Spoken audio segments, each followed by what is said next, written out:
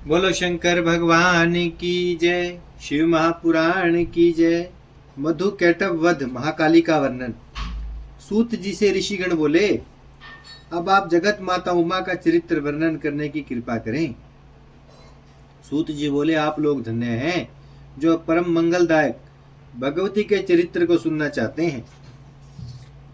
सवारोचिष मनवंतर में एक राजा हुआ जिसका नाम विरत था। विरत के पुत्र का नाम सूरत था। सूरत बहुत ही पराक्रमी और तेजस्वी था।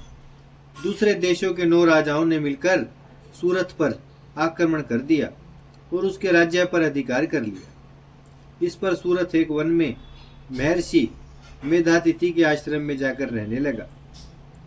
वहीं पर एक वैश्य भी घर से दुखी होकर वहां आ पहुंचा। राजा सूरत ने वैश्य का परिचय पूछा तो वह अपनी आंखों में आंसू भरकर दीन दुखियों की तरह बोला, मेरा नाम समाधि है, मैं जाति से वैश्य हूँ। मेरे पुत्र पुत्रों ने धन के लोभ में मुझे घर से निष्कासित कर दिया। यद्यपि इन दुराचारियों ने मुझे अपमानित कर घर से निकाल दिया है, परंतु फिर भी मुझे उनकी याद सताती रहती है। राजा सूरत और वैश्य समाधि आपस में बातचीत करते हुए महर्षि मेघा के पास पहुंचे।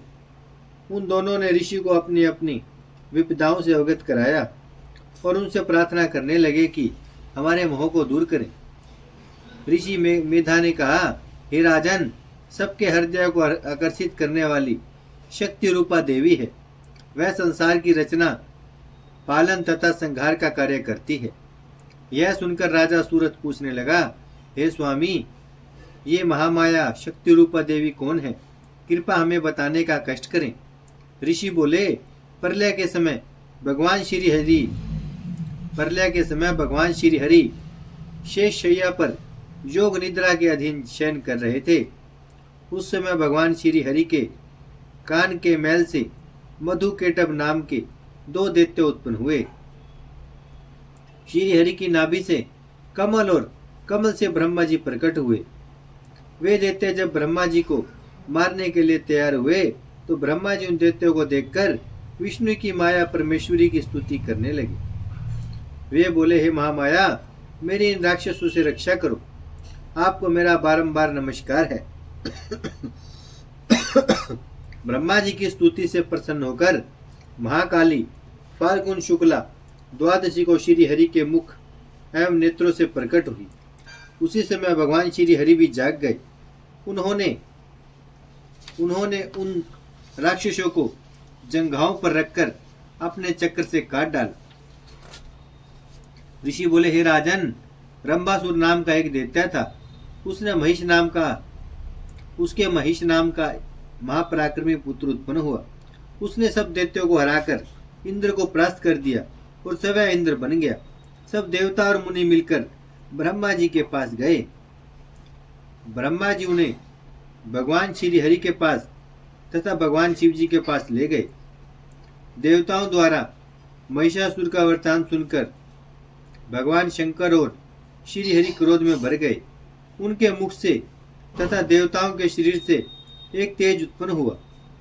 सब तेज मिलकर एक सुंदर स्त्री के रूप में परिणित हो गए। उसे देखकर सब देवता प्रसन्न हो गए। तब सबने मिलकर नाना प्रकार के आयुध और आभूषण उन्हें प्रदान किए।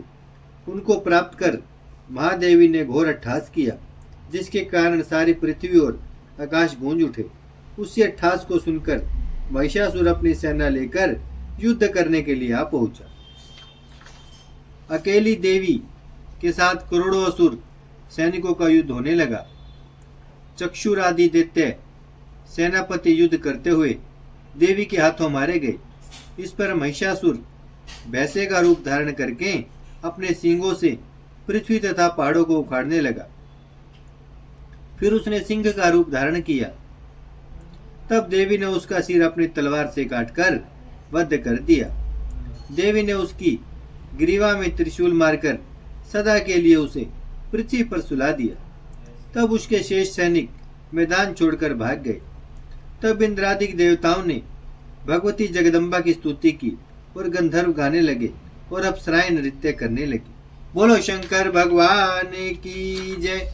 भजमन नारायण नारायण नारायण, श्रीमन नारायण नारायण नारायण, लक्ष्मी नारायण नारायण नारायण, सत्य नारायण नारायण नारायण, भजमन नारायण श्रीमन नारायण, लक्ष्मी नारायण सत्य नारायण, भजमन नारायण नारायण नारायण।